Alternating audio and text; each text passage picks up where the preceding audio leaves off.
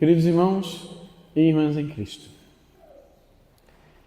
nós recebemos pela palavra de Deus, nesta Eucaristia de hoje, a expressão de São Paulo contida na segunda leitura, quando ele se dirige à comunidade dos Gálatas, uma comunidade que tem o seu fundamento no apostolado de São Paulo, e que ele se dedicou muito a trazer essa comunidade para junto de Deus, justamente porque em determinado momento ela foi se desviando, se perdendo em tantas ideias de pessoas que vinham de fora e tentavam introduzir um evangelho diferente do evangelho de Cristo. E São Paulo dedicou-se a cuidar dessa comunidade, e essa carta é a expressão disso. E na segunda leitura, o trecho que nós escutamos de São Paulo, ele, depois de ter exortado todas as coisas que precisava, acerca do que a comunidade precisava ouvir, ele justamente foi caminhando para o fim dizendo essas palavras sobre si mesmo. Como em outro momento ele vai dizer: sede meus imitadores, assim como eu sou imitador de Cristo. Aqui também São Paulo fala de si, na esperança de que aquilo que ele vive possa ajudar os cristãos, possa ajudar os irmãos a caminhar com mais firmeza no caminho de Deus. E São Paulo, falando de si mesmo, ele vai dizer que o mundo está crucificado para ele, como ele está crucificado para o mundo. Nas palavras de Paulo, ele diz, portanto, o mundo morreu para mim, assim como eu também. Para o mundo, eu estou morto. O que contém essa palavra de Paulo é algo muito profundo, porque São Paulo aqui ele está falando justamente daquilo que ele vive. O mundo, para mim, é o que diz São Paulo, o mundo para mim não tem nada. Nada que o mundo tenha para oferecer me atrai. Nada que o mundo tenha para dar, eu quero. O mundo não tem nada a me oferecer, nada que possa me atrair, nada que consiga mais me seduzir, da menor forma que seja. O mundo está morto para mim. E aqui entendemos bem de que o mundo fala São Paulo. Ele não está falando da criação, ele não está falando do planeta. São Paulo é um homem com os pés muito no chão. Quando ele escreve uma outra comunidade, a comunidade dos Tessalonicenses, ele corrige um problema, um desvio. Existiam, por causa da pregação apostólica, que imaginava que a volta de Jesus se daria em pouco tempo. Logo, logo o Senhor voltaria. Era a ideia, o próprio Paulo acreditava nisso. Então muitos começaram a acreditar também, claro. Só que alguns aproveitaram isso para malandragem.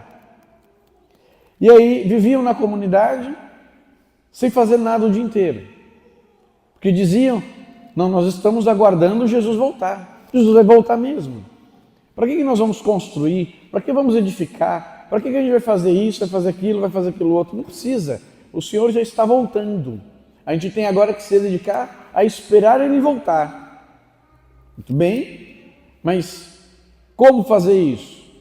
Indo na casa dos outros comer de graça, ficar pedindo um favor para os outros, e me dê isso, me dê aquilo, e eu preciso de esmola, e eu preciso de...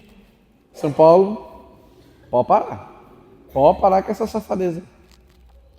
E ele escreve justamente e diz, quem não quer trabalhar também não vai comer. Às custas da igreja, não.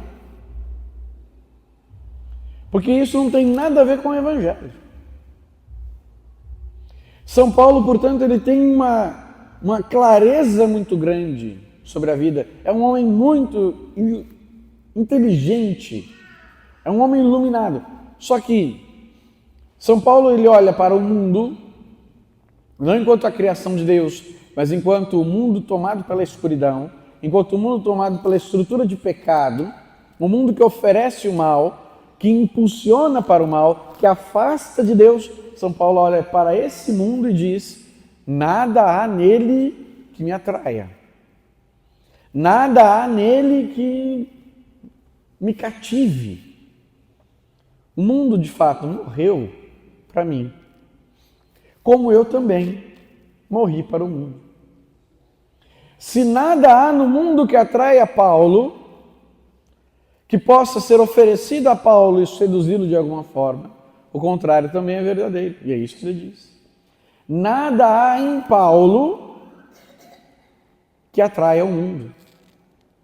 Nada há em Paulo que o mundo goste, que o mundo queira, que São Paulo tenha a oferecer. Lembremos, estamos falando aqui do mundo enquanto essa estrutura de pecado, enquanto esse mal, o mundo tomado pela escuridão. Nada há em Paulo a oferecer para o mundo. É como se o mundo olhasse para Paulo e dissesse: é um negócio muito esquisito ali. É um negócio muito sem graça. É um sujeito que não tem outro assunto. Ele só sabe falar de Jesus. Ele só sabe falar de evangelho. Ele só sabe falar de comunidade. Ele só sabe falar de amor. Ele só sabe falar de doação, de sacrifício, de virtude, de conversão. Nada. E quando vai falar de pecado, ao invés de fazer igual a gente, que a gente vai planejando como é que nós vamos fazer os nossos esquemas, ele fica aí boicotando tudo, falando que está tudo errado. O que tem em Paulo para nós? Nada. Bicho esquisito que não tem graça nenhuma. Morreu. Esse sujeito, para nós, morreu. É isso que está contido na expressão de Paulo que nós acabamos de ouvir. Mas não é uma coisa gratuita o que São Paulo vive. O ele mesmo começa dizendo: por causa dele, de Jesus, por causa dele, o mundo está crucificado para mim e eu estou crucificado para o mundo. É por causa de Jesus. Quando a gente pega no final dos Atos dos Apóstolos, existe o governador da região onde Paulo está prisioneiro. E aí, em um determinado momento, ele apela para Roma, então ele vai ser mandado para ser julgado pelo César. E aí São Paulo está lá esperando. E aí esse governador recebe a visita de um amigo. E aí conversa vai, conversa vem, narra os Atos dos Apóstolos, que o governador então conta para esse amigo dele o caso de Paulo. Então estou com esse sujeito, os judeus ali, o pessoal, os sumos sacerdotes, que é a cabeça dele a todo custo. Mas ele apelou a César, então eu estou esperando para poder mandá-lo. É um Paulo, é um homem chamado Paulo. E por que ele está preso? Qual que é o problema? Ele está preso e essa confusão toda é por causa de um certo Jesus, que morreu, foi executado em Jerusalém, foi executado. Um certo Jesus, que morreu. Mas Paulo afirma que ele está vivo. Paulo afirma que ele está vivo. Tantas coisas Paulo teria falado. O que fica, diz Paulo? Jesus está vivo. O que esse homem tem para resumir tudo que Paulo fala? Que Jesus está vivo. Para ele, Jesus está vivo. Para nós está morto. Nós o matamos. Ele foi executado. Mas para ele, Paulo, Jesus está vivo. A incompatibilidade. Não tem compatibilidade entre o discípulo de Jesus e o mundo como expressão do mal e do pecado. Papa Francisco, desde o começo do seu pontificado, o Papa Francisco, ele sempre denunciou algo que para nós é sempre muito importante nós avaliarmos e nos olharmos no espelho. O Papa Francisco sempre denunciou a mundanização na igreja. O espírito do mundo é entrar na igreja e desfazer o que é sagrado, que é a nossa imitação do Cristo, a nossa busca pelo Senhor, porque vai descaracterizando isso. E essa mundanização, ela acontece das formas mais variadas possíveis. E ela acontece em todos os âmbitos da igreja, infelizmente. Essa mundanização é aquilo que nós vemos com facilidade. Essa mundanização é aquilo que faz com que os padres já não se apresentem mais como tal. Não dê nem para identificá-los, se bobear. Há alguns anos atrás, o grande problema era que os padres formados pela teologia da libertação, eles acreditavam que o padre tinha que se misturar no meio do povo a tal ponto que não desse para identificá-lo. Ele fosse a mesma coisa de qualquer trabalhador. O que é uma falácia, é uma mentira. O padre ele é para ser o ponto de coesão. Ele não é maior ou menor do que ninguém, ele é diferente. Por causa do ministério que está o envolvendo para o serviço dos irmãos. Por isso o padre tem que ser identificável. Por isso a igreja tem normas de como o padre deve se vestir. Então o problema era que os padres formados para a teologia da libertação não usavam clésima, usavam as camisas mais surradas possível. Não tinha o colarinho branco que a gente vê e consegue identificar de longe. Não tinha. Ok. Nosso problema hoje mudou. Já não é mais esse o problema. O problema é que hoje tem os padres que usam colarinho romano, um negócio todo chique, umas camisas de R$400. E umas calças apertadas. Apertadíssimas. Parece que está indo dançar balé. Como diria um padre conhecido meu lá de Minas, as calças mais justas do que a justiça divina. De tão justa. Uma coisa ridícula, horrorosa, uma vergonha. E o que é isso? A mundanização. É isso que faz um padre ir para a academia, de shortinho apertado, ficar tirando fotos sem camisa e colocando na internet. Para ter comentários maliciosos muitas vezes, receber mensagens de meninas e rapazes. É isso. O que é isso? Mundanização. É o espírito imundo do mundo que entra dentro da igreja, justamente no dia não devia. Só que isso é uma coisa que está ali, mas está em todos os lugares. É a mesma coisa que invade o coração de uma pessoa, de um jovem, de uma jovem, e faz essa pessoa se comportar de uma forma paganizada. Que faz com que a pessoa não consiga ler coisas boas. Para ter leitura tem que ser uma coisa que não presta. Para ter leitura tem que ter malícia, tem que ter mentira, tem que ter confusão, senão não consegue ler. É o que faz uma pessoa não conseguir ler o livro de um santo, desse tamanhozinho. Mas pega esses livros de 50 tons de cinza, lê os 3 de uma vez. Isso é espírito do mundo. E a mesma coisa, não consegue assistir um filme bom, só consegue assistir o que não presta.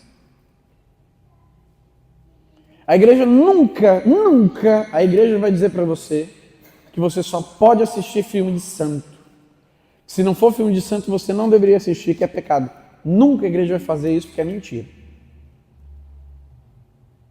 Alguém que defende isso é uma pessoa bitolada. Isso nunca existiu na igreja. E nunca vai existir. Agora, o que a igreja nos ensina é que, se não é bom, não veja. Eu sei que esse filme só tem malícia, só tem safadeza. Eu vou assistir pra quê? Não tem o menor sentido. Esse filme aqui, eu vou assistir esse filme de terror. O que é esse filme de terror? É um satanás misturado no outro que vai para cima de não sei quem e que mata todo mundo. E, pelo amor de Deus, eu vou assistir isso para quê? Eu, cristão católico, Vou assistir isso para quê? Não faz sentido. Isso é a mundanização. A mundanização é aquilo que nos impede de parar para rezar antes de comer. Uma coisa simples, básica, do ser católico. E não. Simplesmente vai lá e come. Põe o trem lá, vai lá, compra, acabou, vou embora. Misericórdia. Um cachorrinho do lado está ali esperando alguma coisa. A pessoa comeu e foi embora. Isso é mundanização.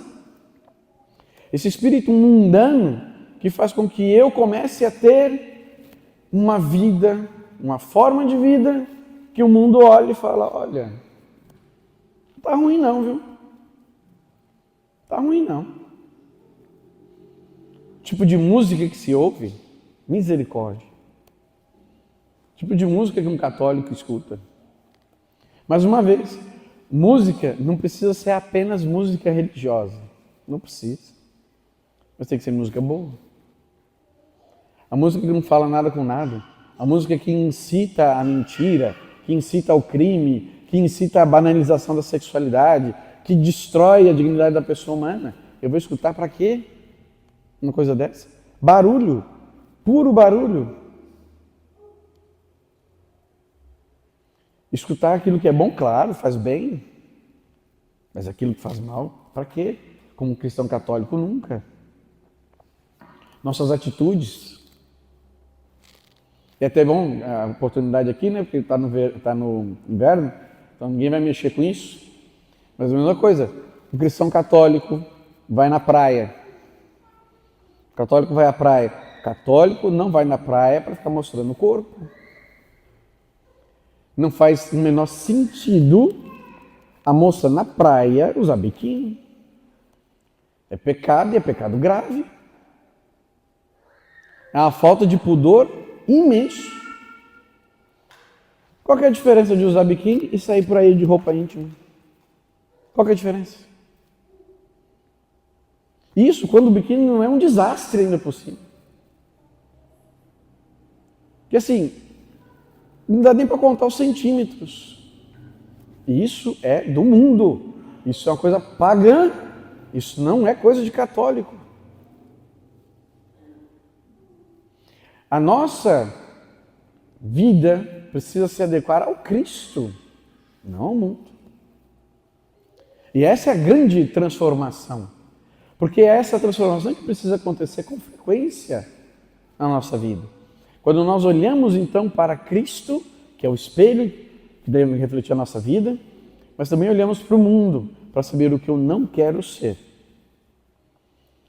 Se existe algo do mundo em mim, eu quero tirar. E se existe algo de Cristo que me falta, eu quero alcançar. Isso é o caminho de santificação. Isso é o caminho de busca da santidade. Isso é o caminho da nossa conversão. É simples. Só é difícil. Mas complicado não é. É simples, ainda que seja difícil. Porque eu tenho que abandonar coisas que eu me acostumei a ter. E que eu acho que valem alguma coisa. Na verdade não valem nada. O problema é que às vezes eu estou trocando tudo que é Cristo pelo nada das coisas do mundo. Acreditando estar fazendo um bom negócio. E aí, de tanto fazer isso, chega uma hora que eu realmente troco. E eu assumo o mundo e deixo o Cristo. Perceba como a nossa vida cristã é muito mais concreta do que às vezes a gente para analisar. A vida cristã, a vida do católico não é uma coisa ideal. Não é como tantas religiões por aí que é uma coisa mental, de mentalizar não sei o quê, e vai mentalizando até uma hora que dá certo. Não. É concreto, é uma vivência. Eu sou de Deus, eu sou de Jesus. A minha vida, ela é baseada no Cristo, no meu Senhor. O que eu sei que agrada a Ele, eu quero. E o que eu sei que desagrada, eu não quero. E isso é caminhar com o Senhor. Isso é ser discípulo seu.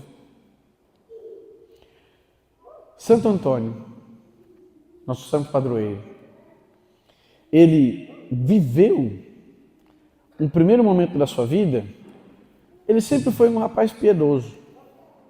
Sempre foi um rapaz piedoso, sempre foi um rapaz de oração. Mas o mundo falava muito com ele. E ele falava muito com o mundo. Por mais que ele tivesse uma vida de oração, por mais que ele tivesse uma vida sacramental, exemplar até para o seu tempo, mas ele olhava para as glórias do mundo, ele olhava para as riquezas do mundo, ele olhava para as belezas do mundo, ele olhava para a sexualidade que há no mundo, e tudo isso ele via e gostava. Aquilo ali falava para ele, ele se sentia atraído por essas coisas.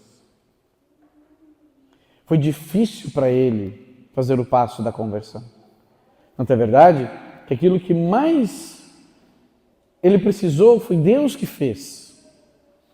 Em primeiro lugar foi quando ele fez a promessa de se tornar monge, contanto que Deus salvasse o seu irmão. E ele foi salvo. E aí então ele foi para o convento, se tornou monge agostiniano. Só que lá não era bem o seu lugar. Ali ele podia estudar porque ele já era acostumado a estudar, ele gostava dali, mas não era o seu lugar. Ele sabia, ele só não sabia o que fazer. O que foi a mudança, o start de verdade na vida de Santo Antônio? Foi quando Deus providenciou que ele visse algo que é doloroso, mas ao mesmo tempo é um grande testemunho. Quando ele estava lá em Coimbra, e aí chegaram os corpos de frades franciscanos que tinham sido mortos pelos muçulmanos. Eram jovens que tinham ido, franciscanos, filhos de São Francisco, tinham ido para a missão e aí tinham sido mortos. E os corpos agora voltavam para ser enterrados. Eles eram trazidos em procissão pela rua até o cemitério para serem enterrados. Antônio viu aquilo e aquilo transformou a vida dele. Ele falou, é isso. É isso significa, é isso eu preciso ser mártir? Não, mas é isso. É esse amor que eu preciso. É essa disposição. É esse ser todo para Ele, todo para Cristo, todo para o Evangelho. É disso que eu preciso. E aí ele abandona a ordem dos agostinianos e vai se tornar frei franciscano. Aquilo que mexeu com São Francisco foi encontrar pessoas que não tinham nada no mundo que os atraía e que não tivesse nada que o mundo neles quisesse. Santo Antônio viu aqueles homens mortos. Eles não falaram um A, eles não deram um testemunho, eles não explicaram o que é a missão, eles não fizeram nada, eles estavam mortos. Mas aquilo foi um grito, quase que um berro, para abrir os ouvidos de Santo Antônio. E aí a mudança de vida dele. Nós também podemos todos os dias nos encontrar com o mesmo Cristo que aqueles homens encontraram, que o nosso santo padroeiro encontrou. Mas justamente é essa mudança, essa transformação, esse querer ser melhor para Deus. Querer ser melhor para Deus. Quando nós falamos sobre essas coisas, quando nós falamos de conversão, quando nós falamos de vida nova, quando nós falamos de deixar o pecado e abraçar a vida da graça, isso aqui não é para dizer que nós somos maus ou que nós somos ruins. Pelo contrário. Pelo contrário. Quantos somos evangelizados, nós uns pelos outros, todos os dias? Isso é para dizer que nós podemos ser melhor. É para dizer que nós ainda precisamos ser melhores para Jesus. O que Jesus, nosso Senhor, não merece de você? O que Ele não merece? Que você tem, ou que você pode ser, mas Ele não merece. Nada. tudo de nós merece o nosso Senhor. Tudo que nós pudermos fazer merece o nosso Senhor. Então não tenhamos esse receio de sermos melhores para Ele, de irmos além, de crescermos na vida da graça, de aumentarmos o nosso amor por Ele e pelos irmãos. Porque isso tudo faz parte do caminho que Ele traçou diante de nós, para nós chegarmos a contemplar o que os santos já contemplam na eternidade. E é isso que nós queremos pedir nessa noite, pela intercessão de Santo Antônio por nós, pela nossa vida, pelo nosso caminho junto de Deus. E vamos pedir isso no nosso coração, que nós possamos crescer na busca das virtudes, que nós possamos ser melhores, que o nosso coração possa alcançar a santidade que o Senhor nos propõe e que Ele quer para nós todos os dias. Bom, o convite que faço para você nessa intenção é que nós fiquemos de pé então para nós rezarmos. E você, se assim você desejar, fechar os seus olhos ou então inclinar a sua cabeça. Nós rezarmos a Deus nessa noite. E você ter um momento para você pensar sobre você. Pensar quem é você diante de Deus, nosso Senhor. Quem é você diante da grandeza do amor de Deus? Alguém que foi encontrado por esse amor, alguém que foi atraído por esse amor. Alguém que sempre esteve com esse amor no coração. Que desde pequeno conhece Jesus, sabe quem é Ele. Busca o Senhor, mas que também sabe que tantas vezes o mundo consegue colocar alguma erva daninha no coração e ela precisa ser constantemente retirada, constantemente arrancada. Ou talvez você será aquele que se distanciou de Deus, que por um tempo da sua vida, uma fase da sua vida, você não o amava. Talvez até detestava as coisas de Deus. Talvez como eu, caçoava das pessoas que rezavam.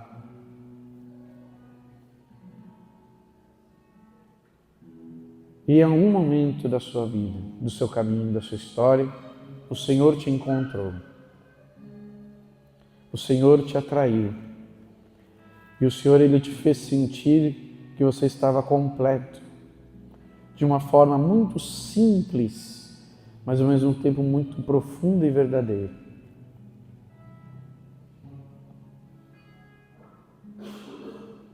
E hoje, diante do Senhor, nós olhamos para o amor dEle e desejamos de todo o coração tirar de nós aquilo que um dia o Senhor já tirou, mas que volta a crescer.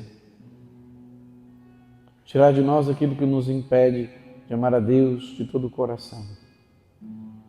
Aquilo que ainda é mundano e que existe em nós.